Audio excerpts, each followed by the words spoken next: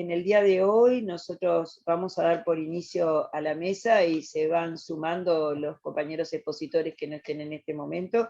Nuestro eje que está dentro del área salud, ahora en esta oportunidad nos vamos a dedicar especialmente al tema de vacunas, dentro de lo que tiene que ver con bueno, la pandemia y pospandemia. La temática de vacunas fue una temática que ha traído mucho que hablar, así que si están de acuerdo, le damos la palabra a Mariana, que inicie su presentación.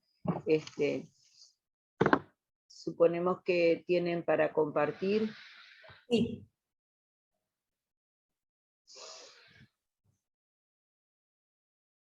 No Adelante, sé si, Mariana. ¿ven ahí bien la presentación?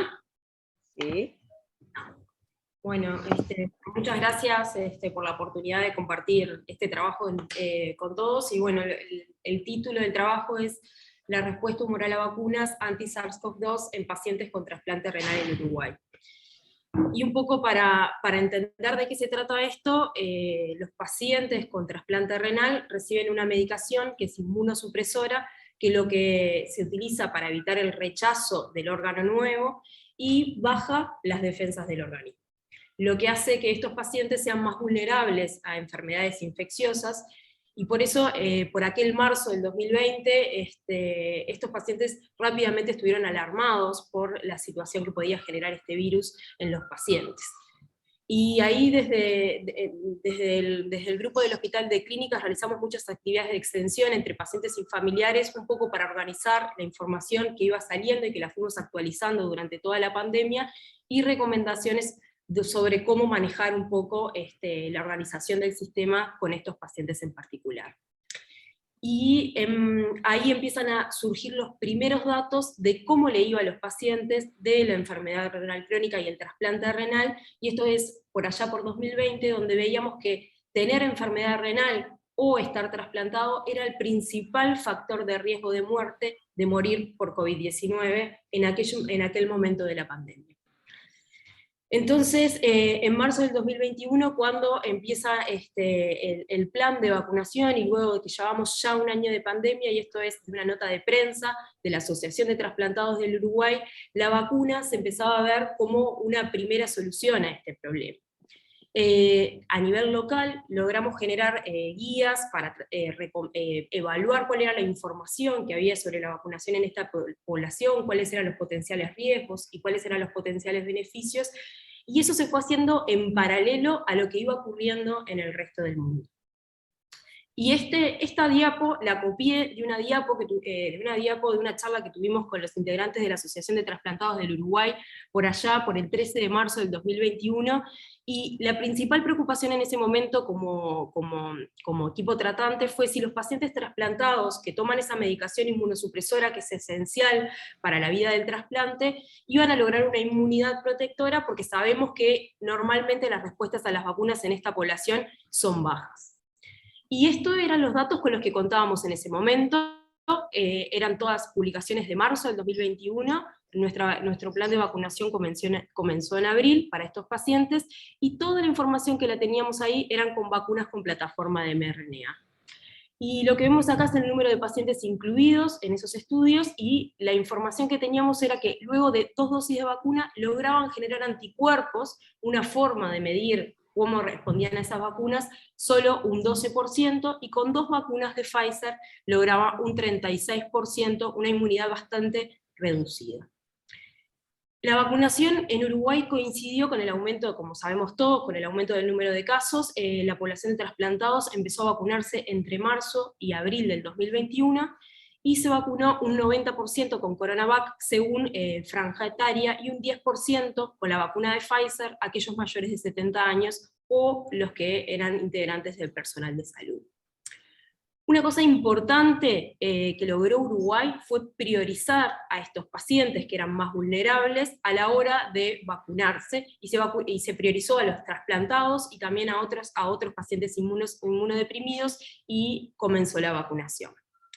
Pero a esa pregunta que nos hacíamos, cómo iba a responder esta población especial y vulnerable, no nos servían las fórmulas extranjeras porque no teníamos información de qué era lo que ocurría con la vacuna más utilizada hasta ese momento en Uruguay. O sea que teníamos que generar un conocimiento nuevo para contestarnos a esa pregunta de qué inmunogenicidad iban a tener.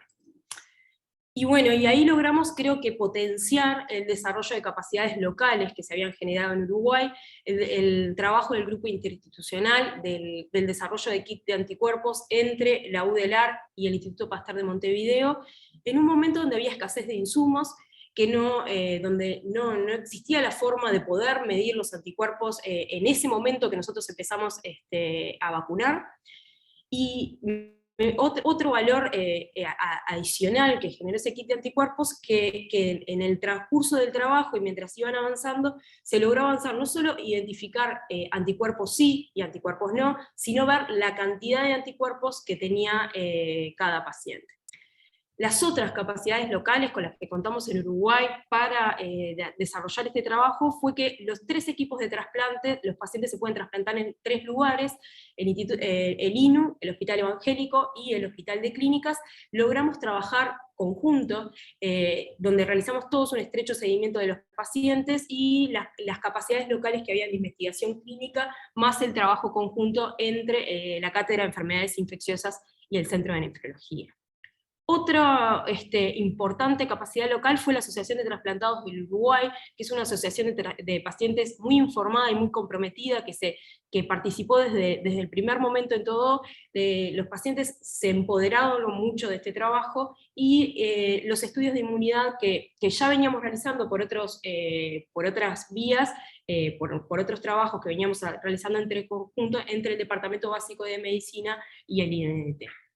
O sea, trabajamos muchísimas personas en este trabajo, de muchísimos lugares, logramos una colaboración interinstitucional e interdisciplinaria, y bueno, para contarles un poquito, hay aproximadamente, no sé si logran ver mi mouse, pero bueno, hay aproximadamente 1.400 pacientes trasplantados renales en Uruguay, de los cuales se incluyeron casi que un tercio de todos los pacientes trasplantados, 245 vacunados con Coronavac y 39 vacunados con Pfizer. Que en ese momento que empezamos a evaluar, a hacer este trabajo, nunca pensamos al principio en un grupo control, porque había que comparar estos pacientes trasplantados, más o menos con respecto a quién, y eso fue muy importante, el trabajo de estudios serológicos que se hizo en el Instituto Pasteur, que hicieron el seguimiento de una población control. Y ahí se incluyeron los pacientes como población control del Instituto Pasteur. Como primer conclusión, la seroconversión, o sea, el generar anticuerpos contra el RBD del SARS-CoV-2, un 29% solo de los pacientes generó anticuerpos luego de 2 dosis, y como vemos ahí no hubo diferencias entre Pfizer y Sinovac, y era mucho menor el porcentaje de seroconversión con respecto a la población control, que el 100% había seroconvertido. Cuando íbamos a mirar la cantidad de anticuerpos, de aquellos que habían generado anticuerpos, como vemos aquí había como una gran dispersión de los datos, pero vemos acá que los pacientes trasplantados renales tenían menor nivel de anticuerpos, si ven ahí 29 y 173 era la mediana, en comparación con los controles que era 398 y 2600, y había una diferencia, ahí sí, los niveles con la vacuna de mRNA habían sido más elevados. Cuando íbamos a ver qué cosas de los pacientes hacían que respondieran o no respondieran, vimos que aquellos que no respondían tenían mayor edad, tenían un tipo de medicación, que no me voy a ampliar en eso, pero que sabemos que inmunodeprime más, tenían menor cantidad de linfocitos en sangre, y el grado de enfermedad renal era mayor. Otra cosa muy importante era saber y conocer los efectos adversos, que no hubo efectos adversos graves con la vacunación, que el principal efecto adverso fue el dolor en el sitio de punción, fatiga, dolores de cabeza, pero no hubo efectos adversos graves.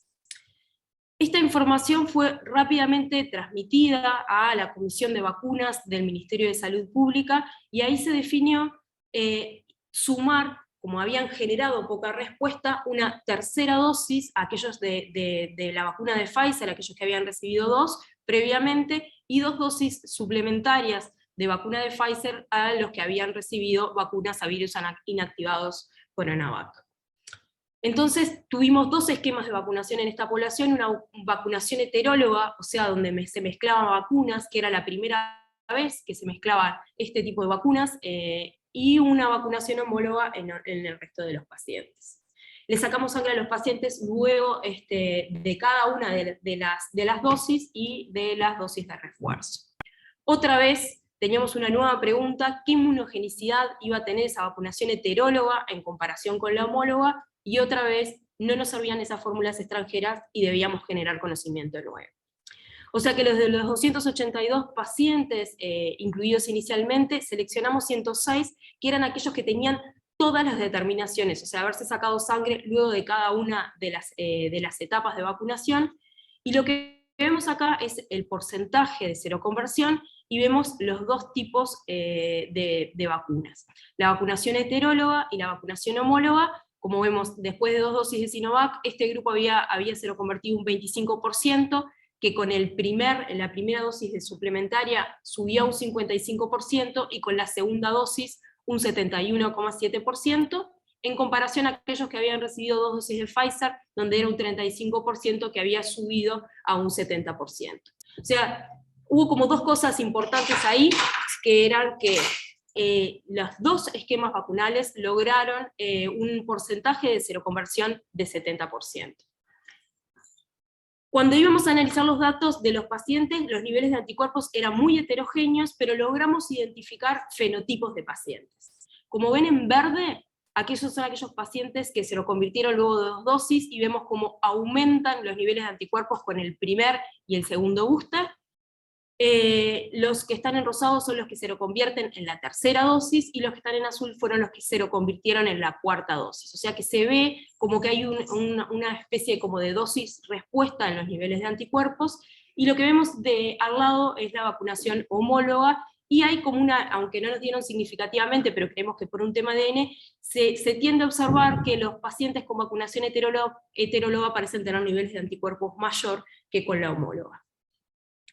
Acá vemos en realidad en forma numérica eso que veíamos en forma gráfica, y vemos cómo los pacientes que se lo convirtieron luego de 2 dosis alcanzaron al final del esquema de vacunación niveles elevados, que incluso eran más elevados que con 2 dosis de Pfizer en población normal, y cómo los otros grupos alcanzaron niveles de anticuerpos menores.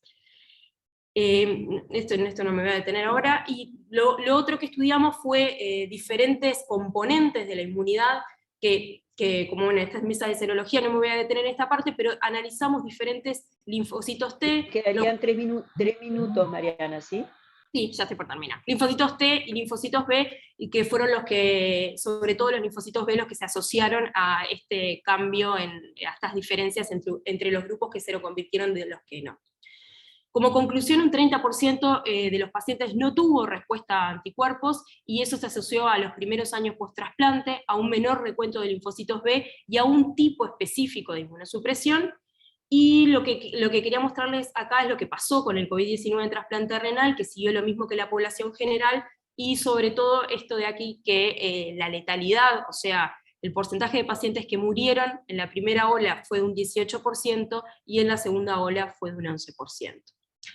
Creo que esto fue un gran trabajo en equipo, donde hubo una pregunta de investigación, donde el trabajo llevó a tomar mejores decisiones diagnósticas y tratamientos en función del paciente, y que cumplió con todas las funciones universitarias, de asistencia, de docencia. Participaron acá estudiantes de pregrado, estudiantes de especialización, yo que estaba haciendo mi posgrado académico.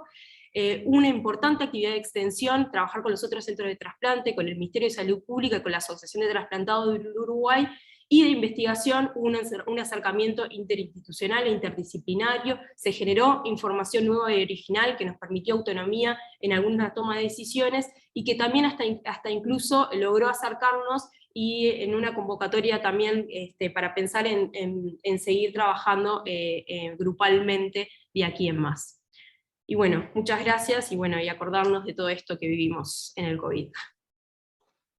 Muchísimas gracias, Mariana, realmente te ajustaste perfecto a los tiempos y la exposición muy clara y contribuiste con un sector muy, muy atendible en la pandemia, que eran los trasplantados renales.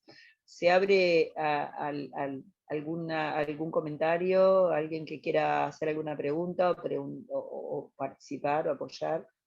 De parte nuestra, felicitaciones. Javier, adelante.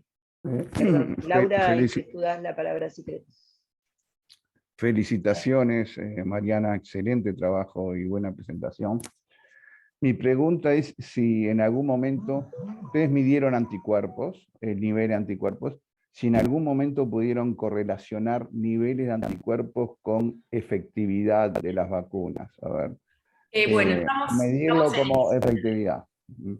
Sí, estamos en eso. En realidad nosotros en el Registro Uruguayo de Trasplante, que no me centré ahí porque me dijeron que faltaba 3 minutos y dije no me vea, vertimos, como somos 3 centros de trasplante, que eso nos da, es importante porque no están desperdigados, están nucleados todos los pacientes ahí, generamos un Registro Uruguayo de Trasplante donde todos vertimos datos, que es un registro voluntario. O sea, era voluntariamente los pacientes cuando tenían COVID nos avisaban y bueno, y ahí les preguntábamos cuántas dosis de vacunas habían tenido y demás. Entonces, pero solo tuvimos a los que declararon tener COVID, o sea, no teníamos como el dato de los otros 1.400 que no habían tenido exactamente cuántas dosis habían recibido, porque no todos completaron todo el esquema de vacunación, y ahora, bueno, ahora estamos trabajando en eso para tratar de unir los datos, porque tuvimos en Uruguay hicimos algo distinto de lo que hicieron en el resto del mundo. En el resto del mundo recibieron las dosis de refuerzo solo aquellos que habían sido seronegativos. Acá logramos un esquema de amplia cobertura y indiscriminadamente, y creemos que eso protegió mucho a los trasplantados y que fue algo favorable, y es lo que queremos ver. Y ese dato de letalidad también tenemos miedo de que esté como errado, porque eran todos los que llamaron. Quizás algún paciente no avisó que tuvo COVID, y ahí el denominador nos cambiaría. Por eso estamos tratando como de reunir toda esa información. Bien, gracias. A ti. Una pequeña aclaración. Hicimos la excepción con Mariana porque nos había hablado de que tenía acotados sus tiempos para dar las preguntas al final de su ponencia. El resto, lo que vamos a hacer es nucleamos todas las presentaciones y al final hacemos las preguntas dirigidas a quien decide. Muchas gracias, Mariana. Si no hay más preguntas, entonces le damos la palabra a Javier. Y si hay alguien que está para exponer, que nos vaya poniendo en el chat quien continúa. Bien. Muchas gracias. Estoy compartiendo ahí. Sí, se ve bien. Se ve bien. Bueno, este trabajo fue realizado por investigadores del Departamento de Medicina Preventiva y Social y del Departamento de Farmacología y Terapéutica de la Facultad de Medicina de la UDELAR. Trabajamos en efectividad de las vacunas y en seguridad de las vacunas. Yo voy a presentar sobre todo datos sobre efectividad, y después Maite y Noelia se van a referir a los aspectos de seguridad de las vacunas en Uruguay. Para empezar, un par de definiciones que la mayoría de ustedes conocen: la diferencia entre eficacia y efectividad de las intervenciones médicas. Eficacia refiere a beneficios de una intervención médica evaluada en ensayos clínicos aleatorizados, en estudios experimentales. Perdón, se desarrollan en situaciones de control de muchas variables y con selección de pacientes. Los criterios de inclusión son bastante estringentes en la mayoría de los estados de los ensayos clínicos. Mientras que efectividad refiere a los beneficios que brinda una intervención médica en la población en general, en este caso las vacunas, en la aplicación a lo que sería el mundo real, se refieren a algunos, donde se amplía el espectro de pacientes, donde existe menos control, donde existen menos criterios de selección para la población que va a recibir esa intervención. Este tipo de estudios que se realizan en la población en general también son referidos como estudios fase 4, que incluyen los estudios de farmacovigilancia, por contraposición a estudios fase 3 de los ensayos clínicos. Cuando estudiamos vacunas en general, se puede, ya sea eficacia en estudios fase 3 o efectividad en estudios fase 4, se puede referir a efectividad para diferentes desenlaces. Por ejemplo, un primer desenlace a estudiar puede ser la prevención de la transmisibilidad, esto es para prevenir todo tipo de infección, incluido infecciones asintomáticas. Puede ser efectividad para prevenir infección sintomática, o para prevenir desenlaces más severos, ya sea hospitalización por la enfermedad, ingreso a CTI por la enfermedad o incluso muerte. Entonces, cuando hablamos de efectividad y eficacia, debemos de especificar a qué desenlace nos estamos refiriendo. En los estudios fase 3, de las vacunas más utilizadas en Uruguay fueron la Pfizer-BioNTech y la CoronaVac. Y los estudios fase 3, el pivotal de Pfizer fue publicado en diciembre del 2020, el de CoronaVac en enero del 2021, y no incluían estimaciones de eficacia para transmisibilidad, para infecciones asintomáticas, sí para infección sintomática, y en lo que refiere a los desenlaces de infección severa y de muerte, las estimaciones eran muy imprecisas. Esto es, los intervalos de confianza eran muy amplios. Por ejemplo, para el Pfizer, el intervalo de confianza para la eficacia para prevenir muerte era de 20% a 100%. Y estas son las características. La mayoría de los fase 3 no tienen buen poder estadístico para estimar desenlaces relativamente poco frecuentes. Estos desenlaces los vemos, las estimaciones para la efectividad para estos desenlaces, infección severa, incluyendo muerte, los vemos a partir de estudios fase 4, donde se estudian decenas, centenas de miles de personas. Las vacunas en Uruguay, sabemos que en febrero del 2021 se registraron la CoronaVac y la Pfizer, y la vacunación comenzó el 27 de febrero. Recordamos, estudio fase 3 de Pfizer en diciembre de 2020, 2 meses antes, el de CoronaVac un mes antes. No teníamos ningún estudio de fase 4. La única información existente cuando se registraron estas vacunas era la documentación presentada por los laboratorios ante el Ministerio de Salud Pública. Y esa fue la información que analizó la Comisión de Vacunas. Entonces, el objetivo de nuestro trabajo fue analizar los resultados disponibles sobre la efectividad de los estudios fase 4 de las vacunas de SARS-CoV-2 en la población uruguaya. Entonces, realizamos una búsqueda de todos los informes de acceso público o publicaciones para las vacunas utilizadas en Uruguay, que fueron la CoronaVac, la AstraZeneca y la Pfizer-BioNTech. Y los únicos resultados que encontramos fueron los publicados en informes epidemiológicos del Ministerio de Salud Pública. Y acá fallamos como academia, no encontramos ninguna publicación académica al respecto, que sí se dieron, como saben, en muchas otras partes del mundo. Estudios poblacionales se publicaron bastante rápido. Bueno, de los resultados, entre mayo del 2021 y enero de 2022, el Ministerio de Salud Pública publicó 5 informes, incluyendo resultados de efectividad para la vacuna CoronaVac y para Pfizer. No encontramos ningún resultado para la AstraZeneca. Y ahora voy a presentar algunos de esos resultados, los que nos parecen los más relevantes. Para la vacuna Pfizer, para lo que es toda la población, los trabajadores de salud, estos son los datos que son comparables a los resultados de efectividad para la población general de Pfizer. Y tenemos 3 desenlaces que publica para reducir casos incidentes. La mayoría de estos casos son infecciones sintomáticas, para reducir ingreso al CTI y para reducir fallecimientos.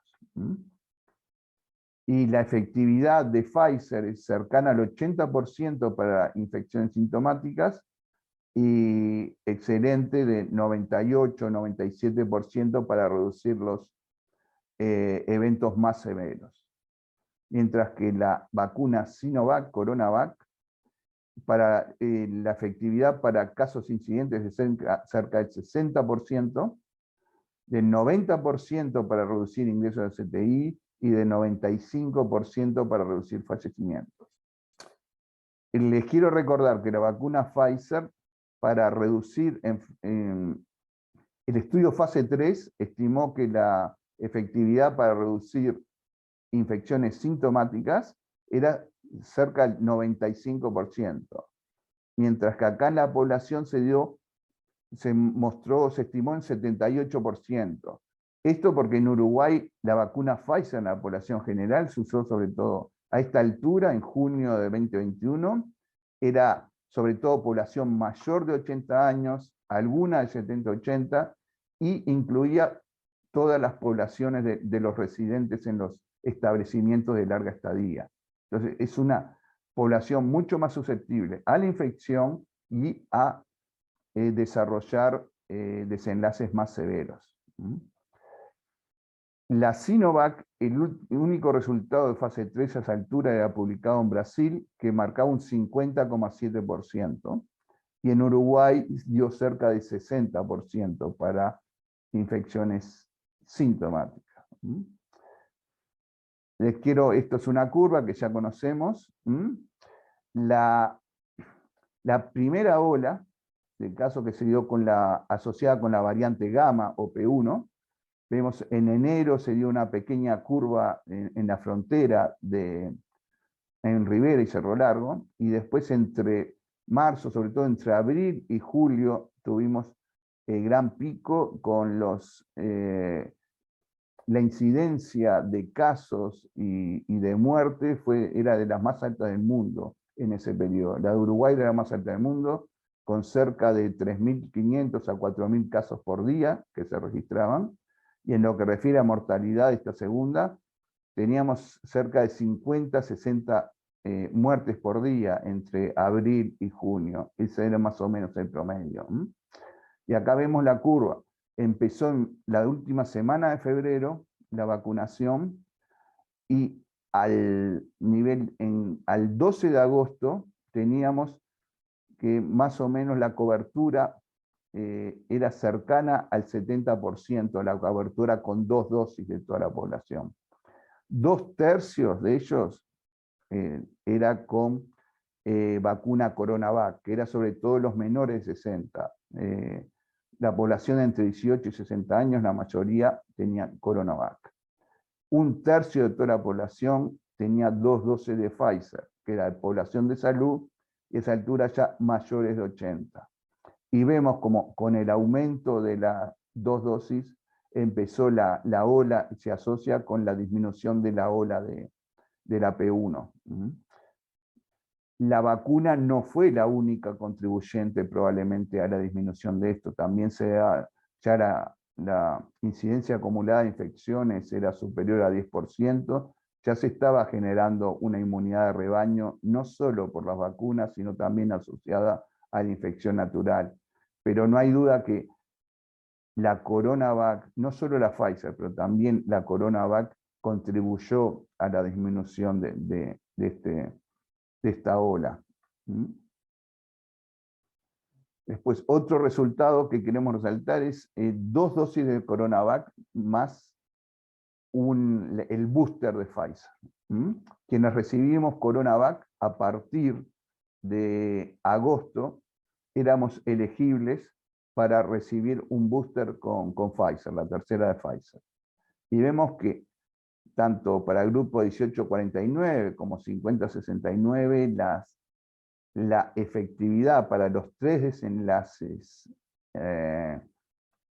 analizado fue excelente, o sea, por arriba de 98 a 99%. Esto es una efectividad excelente para cualquier tipo de vacuna que se pueda analizar. Vemos que esa para los 3 desenlaces fue excelente hasta la aparición de Omicron, donde existe una elevación inmunológica que se dice, está la cantidad de casos, y mortalidad, también hubo un aumento de la mortalidad, pero asociado sobre todo a población con el llamado esquema de vacunación incompleta, que no se habían dado el booster, y o de alto riesgo, ya sea personas muy añosas y o con comorbilidades. Pero personas relativamente sanas, con 3 dosis, tenían una gran protección para los desenlaces más severos asociados con Omicron. Y el último resultado, el último informe fue publicado en enero de 2022, y no son estimaciones de efectividad vacunal, sino que son tasas de mortalidad según el estatus vacunal. Tenemos primero el grupo de no vacunados, incompletamente, 2 dosis, y el esquema primario más tercera dosis. Acá incluye quienes recibieron 2 Sinovac más un booster de la Pfizer, o quienes recibieron ya 3 Pfizer, sobre todo personal de salud y o población mayor de 70 años. Y vemos en enero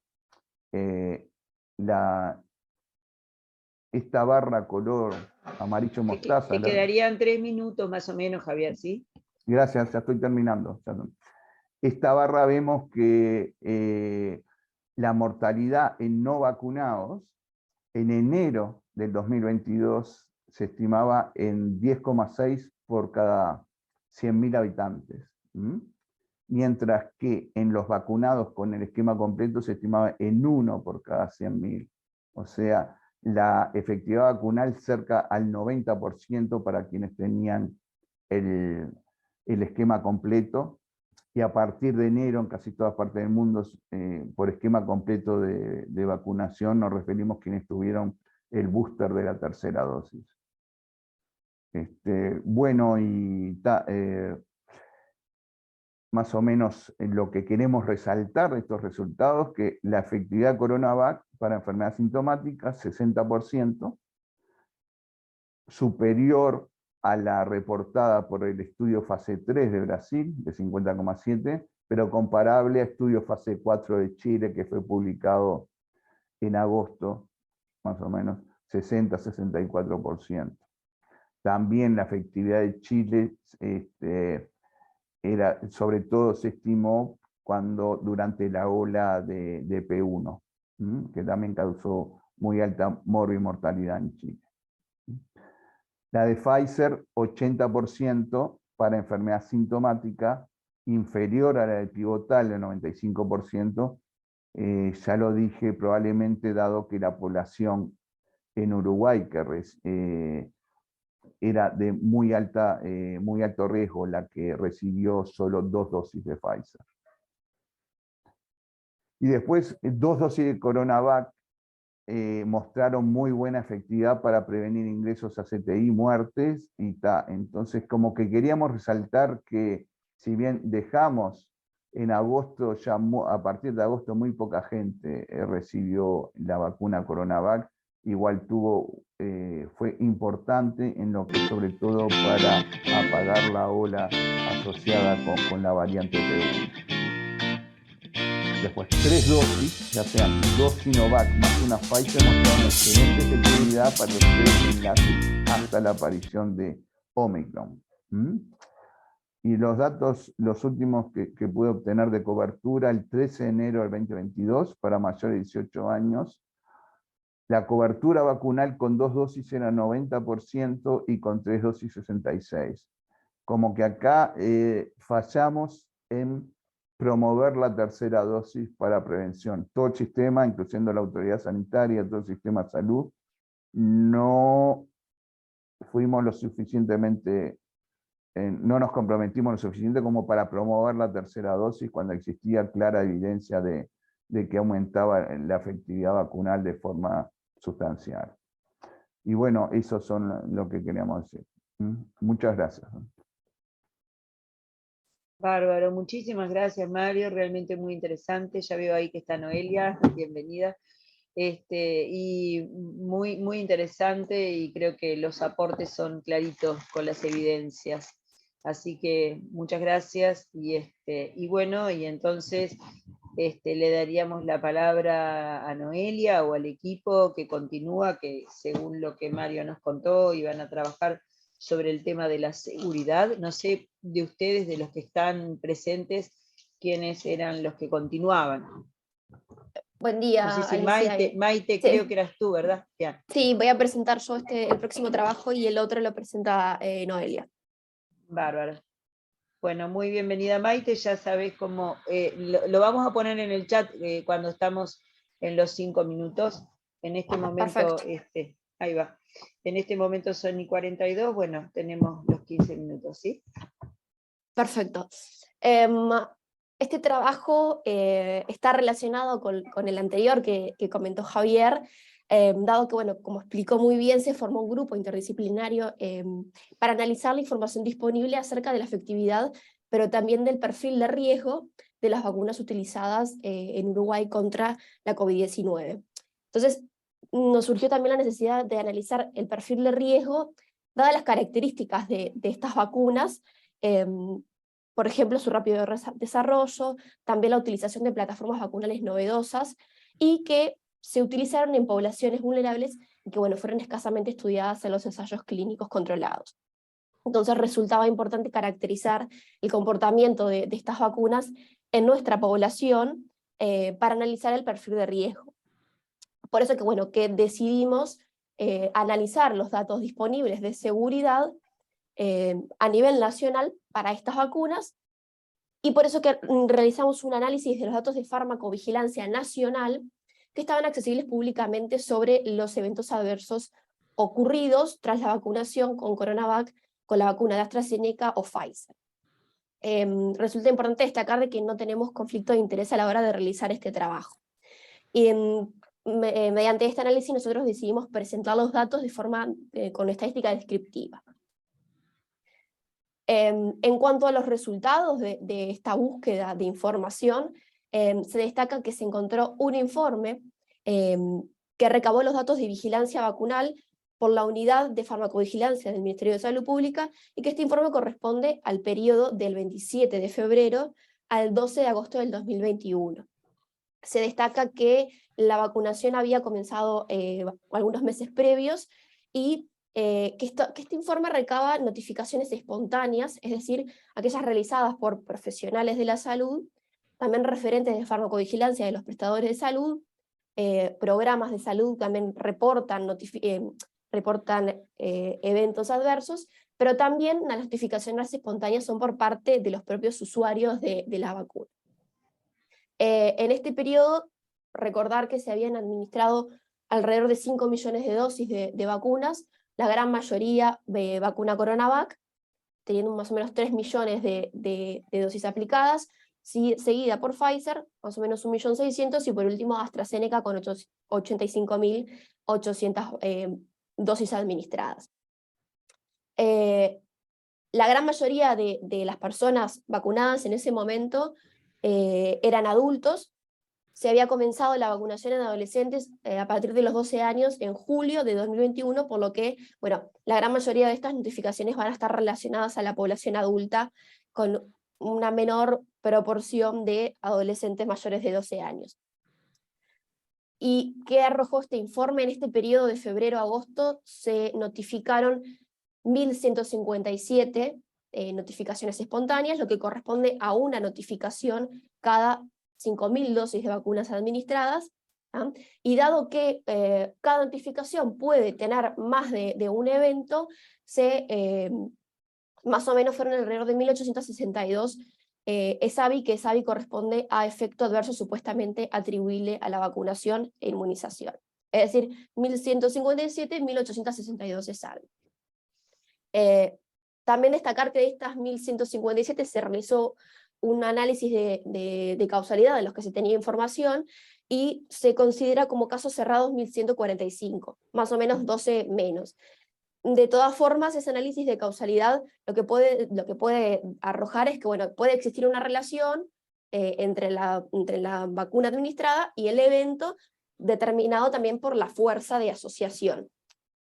Para este análisis de causalidad fue pormenorizado para el caso de los efectos graves, como vamos a ver posteriormente.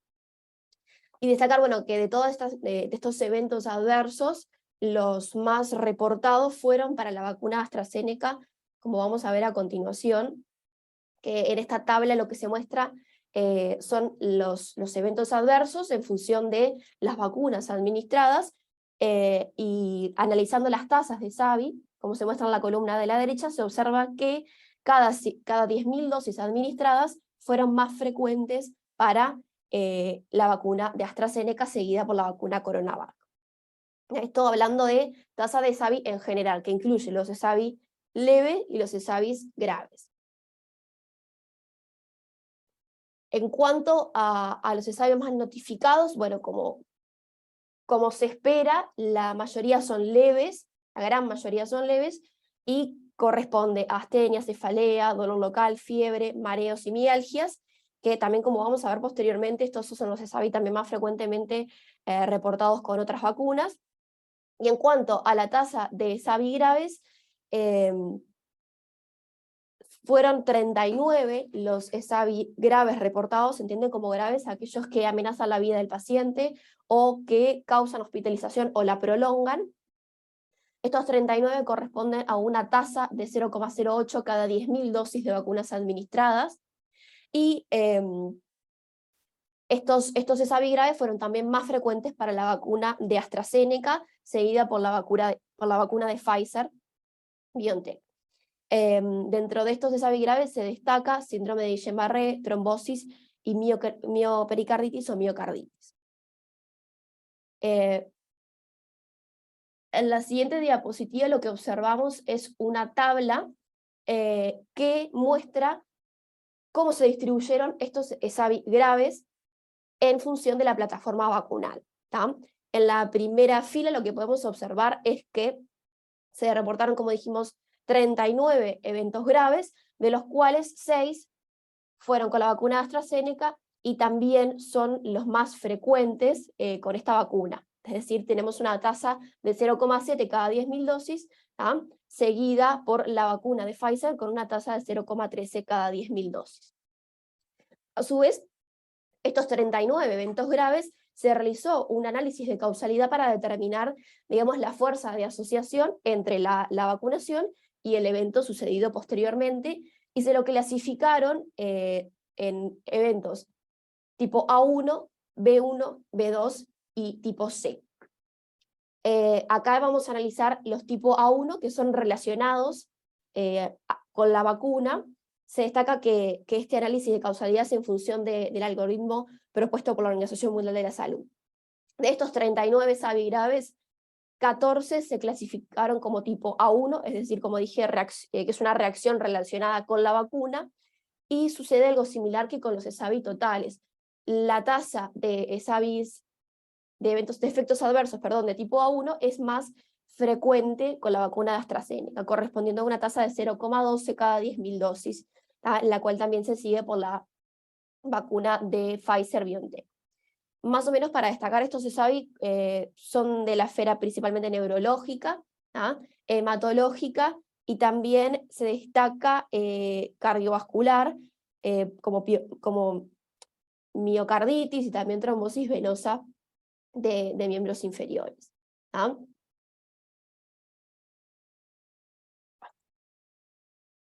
Se destaca, bueno, que que estos efectos adversos presentan una tasa reportada que es inferior a la que observada en otros países como Canadá, Chile, España, que realizaron también en ese mismo periodo la caracterización del perfil de riesgo de las vacunas, como se observa en la comparación que se presenta acá en esta diapositiva. En cuanto a los efectos adversos tipo B1 y B2, estos corresponden a efectos adversos en los cuales se queda, digamos, alguna duda en cuanto a la causalidad, es decir, la relación temporal puede ser coherente, como en el caso de los B1, pero existen datos que no son concluyentes. Pero igual, de todas formas, resulta importante mostrarlos, dado que a pesar de que la relación no es tan fuerte como los A1, debemos tenerlos presentes, y principalmente para los medicamentos nuevos, que son aquellos que todavía nos quedan para caracterizar algunos aspectos del perfil de riesgo. También se destaca, bueno, que en este caso estos efectos adversos fueron más frecuentes para la vacuna de AstraZeneca, con efectos adversos al igual que los de tipo A1 de la esfera neurológica, hematológica, vascular, y bueno, se agregan otros como síndrome coronario agudo en el caso de la vacuna de Pfizer, se agregan también neurológicos como síndrome vertiginoso. También se destaca que se reportó para la vacuna de Pfizer síndrome inflamatorio multisistémico pediátrico, y por ejemplo para la vacuna de AstraZeneca se agrega accidente isquémico transitorio, y el resto sigue correspondiéndose con los ya mencionados. Del resto, que hay una menor proporción, digamos, de efectos adversos que fueron clasificados como tipo C, que no los traemos a la diapositiva, pero también tenemos que tenerlos presentes a la hora de caracterizar el perfil de riesgo. En cuanto a las conclusiones que pudimos extraer de este análisis, se destaca de que, bueno, que estos datos corresponden a un informe del año 2021, del periodo de febrero a agosto, correspondientes a farmacovigilancia espontánea, es decir, corresponden a notificaciones espontáneas por parte de los usuarios y también de los profesionales de la salud. Los efectos adversos más frecuentes fueron leves, y también esos efectos adversos más frecuentes leves corresponden o son similares a los reportados con otras vacunas. Y en cuanto a los efectos adversos graves que se vincularon con la vacunación, estos fueron más frecuentes con la vacuna de AstraZeneca seguido por la vacuna de Pfizer. Se destaca, bueno, una de las razones por las cuales esto pudo haber sucedido es que justo este periodo que se recabaron los datos corresponde a cuando a nivel mundial salieron a la luz determinadas alertas que pusieron en vela, digamos, el riesgo de trombosis con la vacuna, por ejemplo, de AstraZeneca en pacientes adultos jóvenes. Entonces, en ese momento justo es que la población estaba muy informada de estos probables efectos adversos. Entonces, bueno, eso podría ser una causa de por qué se fueron más frecuentes con esta vacuna, es decir, la población estaba más alerta, por ende se notificaba más. Asimismo, se destaca la presencia de estos datos de farmacovigilancia espontánea. De todas formas, consideramos que son escasos y son limitados al periodo de la campaña de vacunación antedicho. Y bueno, también dado que son datos de farmacovigilancia espontánea, resulta difícil establecer una correlación entre la prevalencia de los efectos adversos observados en el país. Ahora posteriormente Noé va a comentar un poco acerca de un estudio que se realizó en Rivera, y también lo que podemos comparar es la tasa de SAVI hallada por farmacovigilancia espontánea y también los SAVI hallados en este estudio de Rivera, y como vamos a observar también posteriormente, en el caso de estos datos de farmacovigilancia espontánea son menores a los reportados, o a los hallados, mejor dicho, en el estudio de vigilancia activa realizado en Rivera.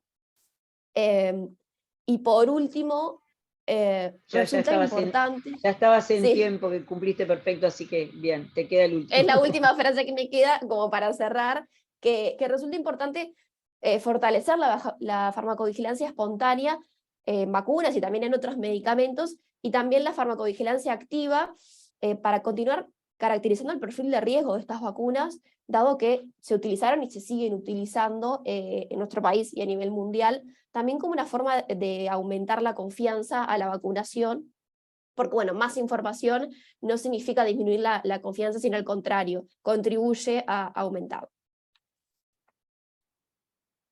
Y eso sería todo, muchas gracias.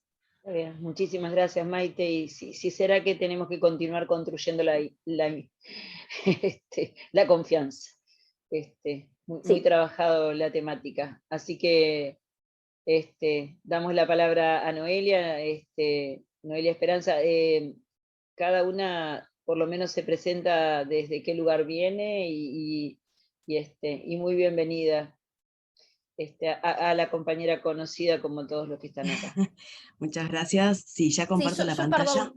Perdón, no, capaz que no lo dije porque lo di por sentado que Javier lo había mencionado, pero este trabajo, bueno, fue en el que hicimos de perfil de riesgo del Departamento de Farmacología y también en conjunto con el Departamento de Medicina Preventiva y Social, que fueron los que motivaron también un poco a esto.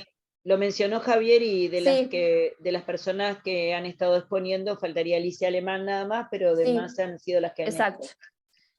Bueno, gracias por la aclaración y muy bienvenida entonces, Noel. Bueno, muchas gracias. Hola a todos y todas. Este es un trabajo que es la pata de seguridad que tuvo el trabajo que presentaron, en el que se hizo en los trabajadores de la salud de Rivera, que ya se presentaron los resultados. A ver cómo paso con acá.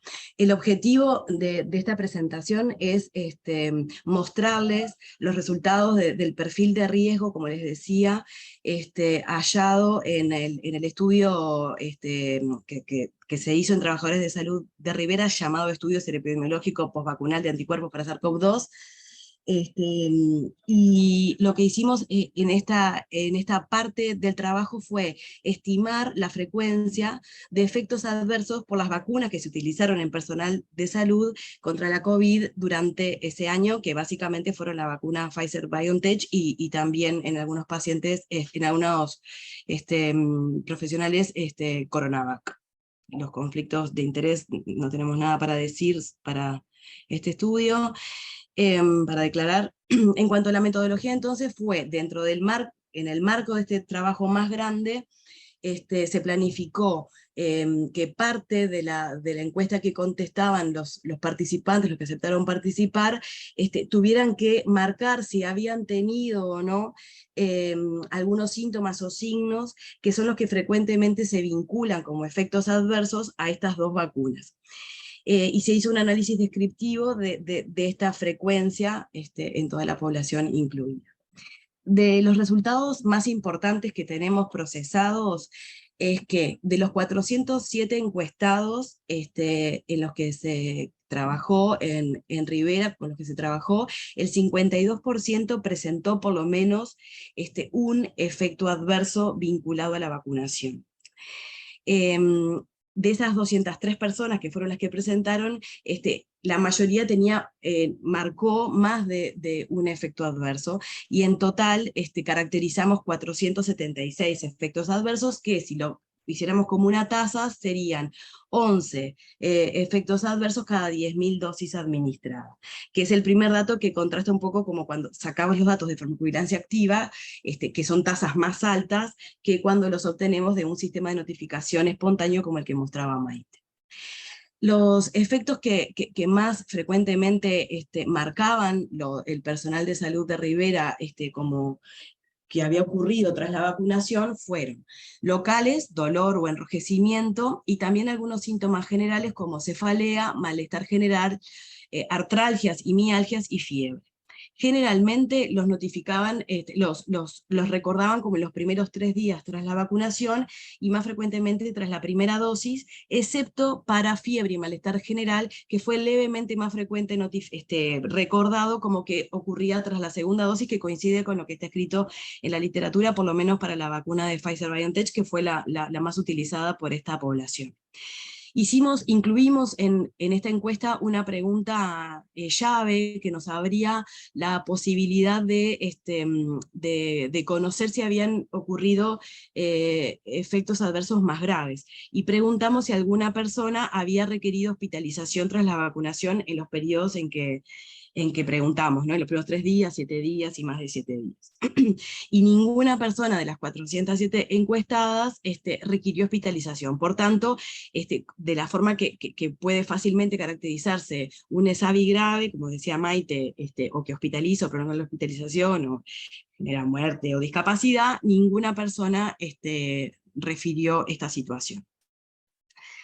Volviendo a estos primeros 3 días, tras la primera dosis, que es donde se concentra la mayor cantidad de reportes, todos los efectos adversos fueron más frecuentes para la vacuna de Pfizer-BioNTech que para CoronaVac, excepto 2 eventos que fueron muy poco frecuentes en general, que fueron hematoma y diarrea.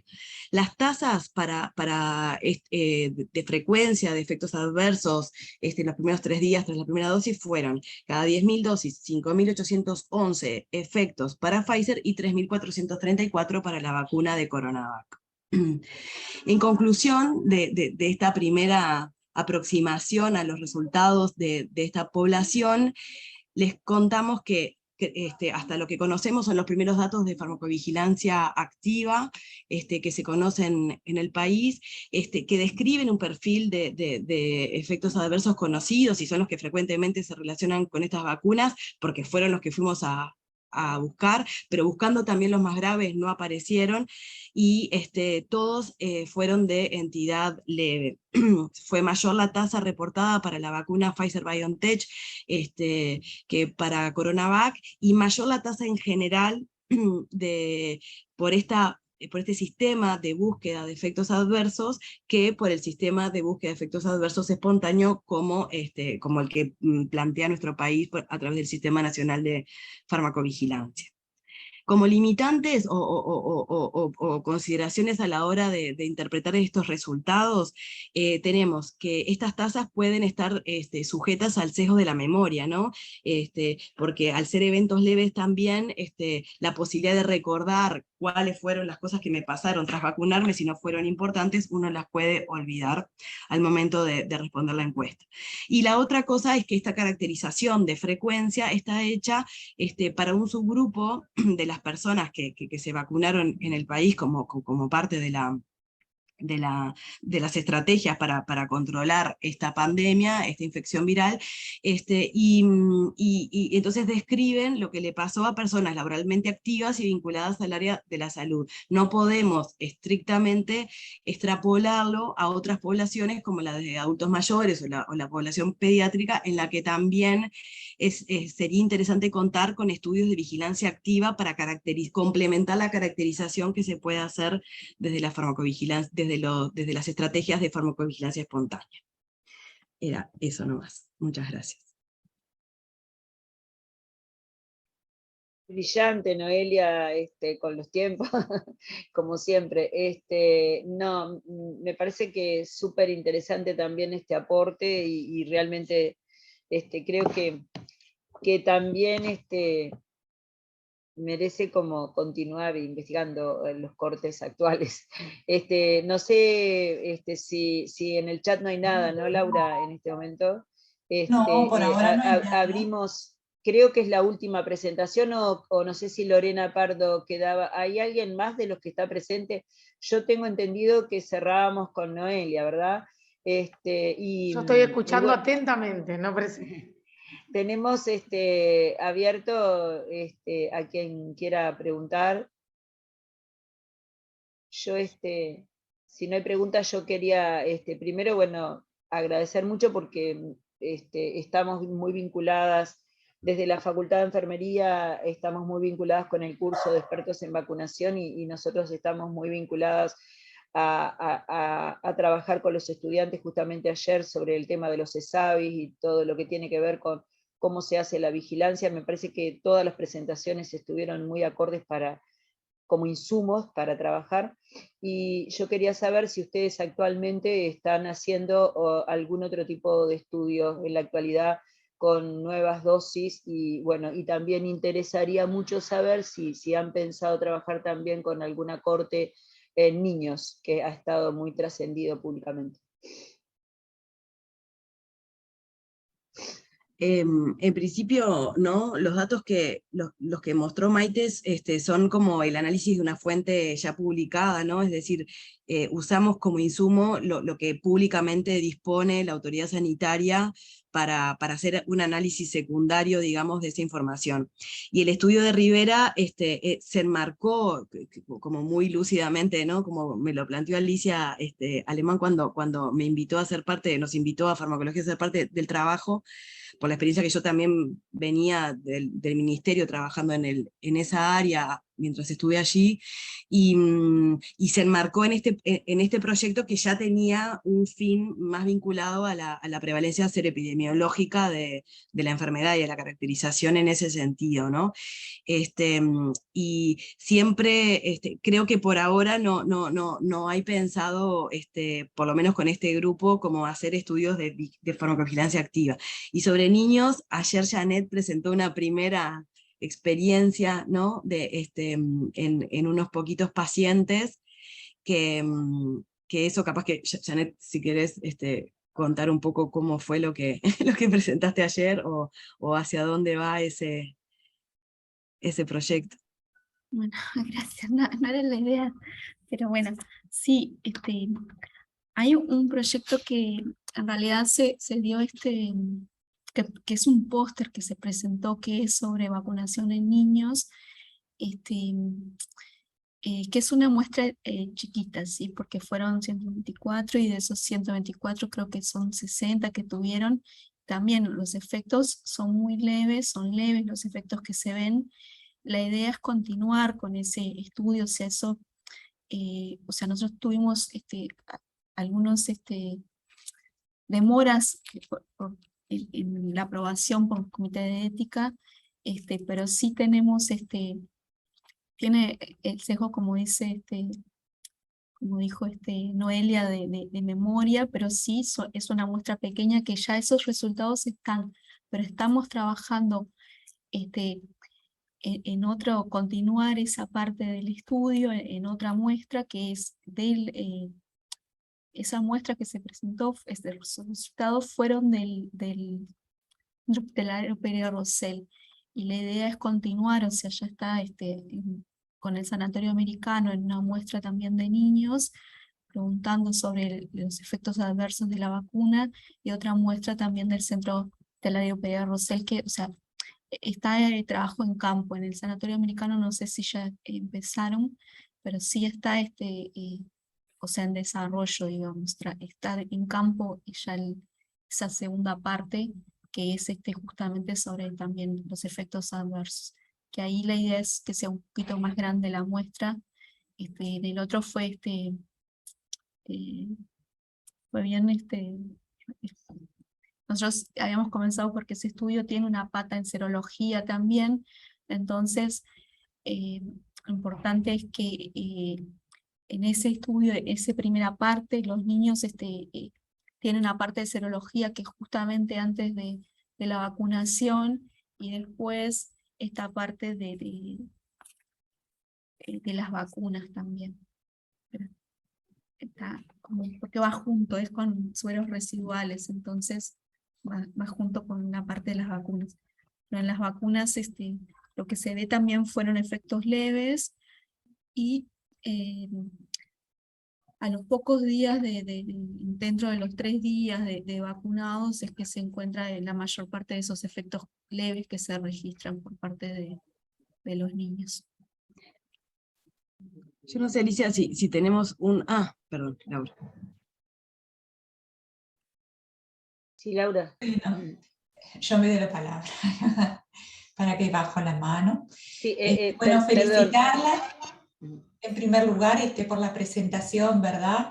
Me pareció bárbaro, y como dice Alicia, nosotros que ya estamos en el curso de vacunas, como que nos sentimos identificadas en cada presentación también que realizan y eso, y bueno, toda la buena vacunación que hubo, los altos porcentajes, como presentaron ustedes y todo, ¿no? De de las diferentes opciones que había también para la vacunación con Pfizer, con la otra vacuna de Coronavac, y digo que importante sería también detectar a nivel nacional dónde están esas poblaciones, ¿no? Que así como se hace con el resto del certificado de esquema de vacunación, de aquellas vacunas que sí son obligatorias, para, como decía uno de los exponentes, tratar de reforzar en esas zonas que hay bajas coberturas, profundizar ahí lo que es la importancia, lo que ustedes mismos ahora decían de los efectos adversos, las falsas contraindicaciones que tiene, ¿no? Y bueno, a nivel de la frontera también es muy importante conocer cómo se maneja esto, ¿no? Pero me pareció muy bien el trabajo, me aportó mucho. Muchas gracias. Bárbaro. Gracias, Laura. Noelia había planteado, tenemos unos minutos más porque en esta misma sala continuamos 10:30, o sea que nos quedan unos minutitos más, así que Noelia, si querías aportar algo más. Solo quería como destacar la importancia, creo que Maite lo traía, ¿no? De siempre la pata de la evaluación del riesgo, acompañando los estudios que muestran los beneficios. Del punto de vista terapéutico, farmacológico, siempre es un balance entre el beneficio y el riesgo, y lejos de ir contra la confianza, creo que aumenta la confianza de la población en la vacunación, que conozcamos estos perfiles de riesgo que tienen las vacunas para informarlos correctamente y actuar a tiempo en caso que sea necesario. Y la complementación que tienen un sistema espontáneo, como el que tiene nuestro país, que fue el reporte que notificó, que mostró Maite, el que está publicado, que sirve mucho para encontrar estos efectos que no son los más frecuentes, que son estas cosas raras, menos frecuentes o raras, que son esos que a veces no pueden ser concluyentes completamente porque la cantidad de casos todavía son muy escasos o falta información, cómo se complementan con estos estudios más activos donde vos te pones a buscar prospectivamente, ¿no? Activamente, valga la redundancia, si pasó o no tal situación. Este tipo de estudios son difíciles para detectar eventos raros o infrecuentes, pero sí para caracterizar mejor cuán lejos o cerca estás de lo que está reportado en las fichas técnicas o compararte con otros países que tengan estudios similares. Básicamente como redondear esa idea que me parece que nosotras desde la farmacología siempre como que nos gusta esta doble mirada, ¿no? Las dos caras que tiene cualquier medicamento o en cualquier circunstancia, sea una vacuna u otro medicamento. Sí, nosotros hacemos énfasis en que las causas de los ESAVIS pueden ser varias, por eso la importancia de la vacunación segura y por eso la importancia de manejar adecuadamente los viales, las técnicas, las diluciones, la administración, las formas de administrar, porque después no solamente es el fármaco, como bien lo decís tú, sino que hay otros componentes que pueden estar influyendo, sobre todo en lo que tiene que ver con los efectos leves, ¿verdad? Entonces, los efectos leves, muchas veces hay varios factores que influyen, y bueno, y entonces después la confianza en la sustancia misma de la vacuna no es. Y bueno, y yo creo que esta presentación ha sido muy buena, también la primera de Mariana, que planteó el tema de la vacunación en los pacientes trasplantados renales, porque tiene que ver con evidencias científicas y con información clara, y como ustedes están trabajando lo de Uruguay y lo del mundo entero, de alguna manera uno puede fundamentar y argumentar con solidez en la información sobre otras miradas y otras posturas que a veces generalizan cosas que no son tan contundentes. Entonces me parece que esto nos ayuda mucho y está bueno que nosotros publiquemos, como tú decís, y difundamos estas informaciones. Así que, bueno, la verdad que nos gustaría, si alguien más quiere agregar algo, felicitar, como dijo Laura, totalmente. Javier tiene la palabra y estaríamos dando cerrado la mesa. Yo quiero aprovechar que Mariana no se fue todavía y que están Sergio Bianchi y otro Prich, que son inmunólogos, porque lo que es el análisis de la efectividad vacunal, la variante Omicron ha modificado todo, como que tenemos que repensar qué tipo de vacunas, esquemas vacunales y todo. Y me pregunto ahora si para el estudio de la respuesta inmunológica, ya sean pacientes trasplantados o en la población en general, ¿cómo ha modificado esto la variante Omicron, las subvariantes, desde la B1, B2 a la B4, a B5? ¿Qué información hay si, por ejemplo, el análisis de IgG, BAU que producen las vacunas, si se correlaciona con una defensa contra la Omicron de la misma manera que antes con otras variantes, Delta, Gamma o lo que sea? No sé si tienen algún comentario al respecto. Gracias. Más que nada, como que la variante Omicron hubo una enorme cantidad de contagios, y ahí empezó a pasar que es como difícil de sistematizar la información. Perdón, o sea, porque hay pacientes que tuvieron 2 vacunas y se contagiaron de Delta y Omicron, entonces como que nos costó lograr sistematizar la información. Tratamos de analizarlos, pero teníamos tipo 10 pacientes que habían tenido esto y después pero ahora la idea es tratar como de juntar la información entera de las vacunas en general y ver si hubo menor tasa de contagios, como decían, si hubo alguna correlación en eso. Pero con los niveles de anticuerpos, con el número de pacientes que nos quedamos, no nos permitía el N hacer ese análisis, pero lo quisimos hacer. No sé si Otto o Sergio tienen algo más para agregar, capaz.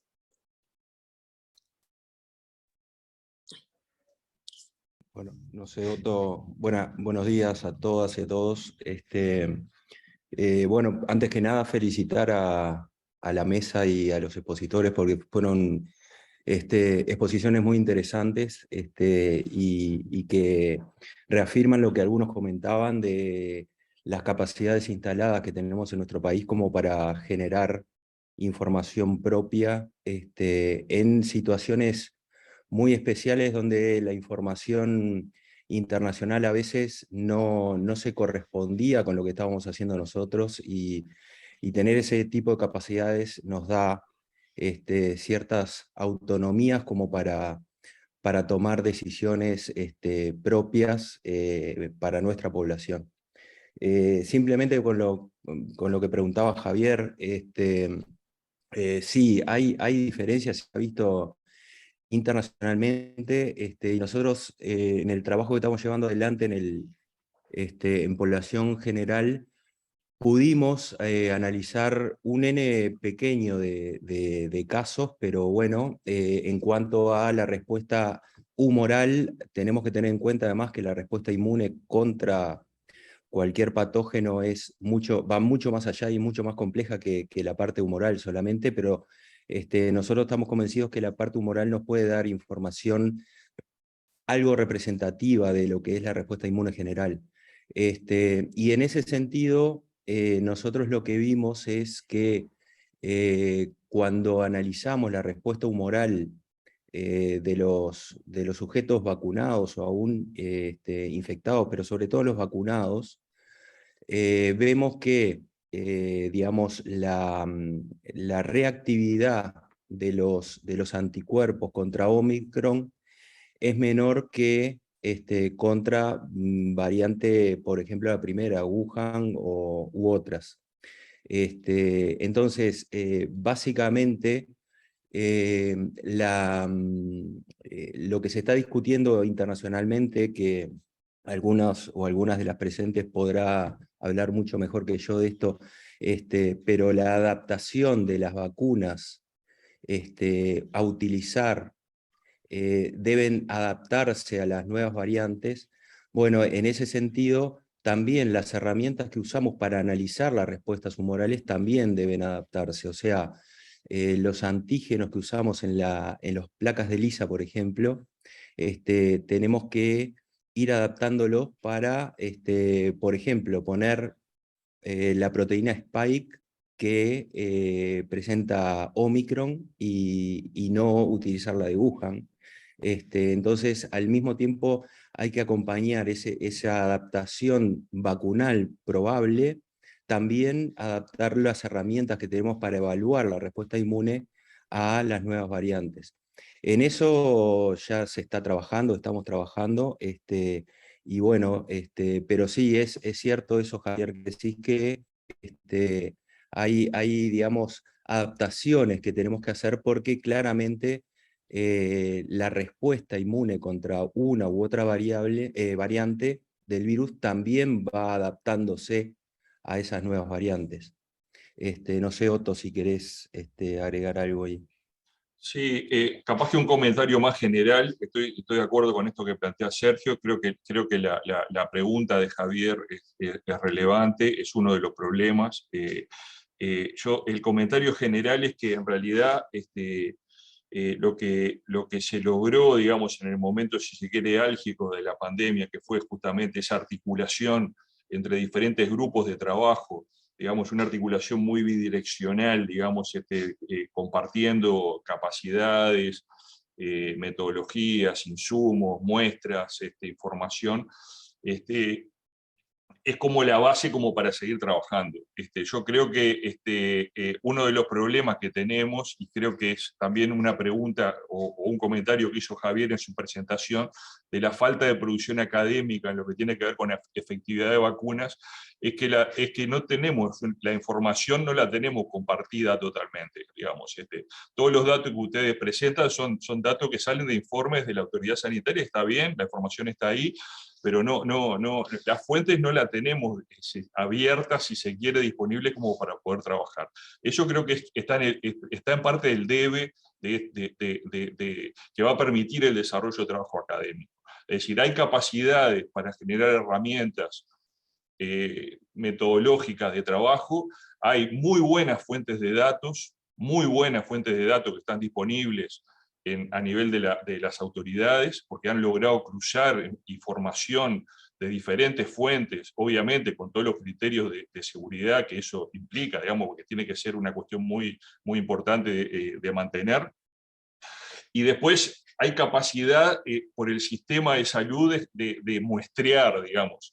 Lo que es difícil es mantener eso funcionando en el tiempo en una forma continua. Por eso digo, la generación de un sistema de vigilancia, digamos, activo que articule metodologías adecuadas de análisis, fuentes de información accesible, digamos, normatizada, pero accesible, y manejo de muestras biológicas con la información asociada, me parece que es lo que nos va a permitir ir respondiendo a estas preguntas en tiempo real, que creo que es un tema muy importante, digamos, a resolver. Yo lo planteo como problema, digamos, en parte como crítica, digamos, pero también como problema a resolver, porque creo que si logramos dar esos pasos hacia adelante, creo que realmente vamos a poder tener una información útil para tomar decisiones correctas.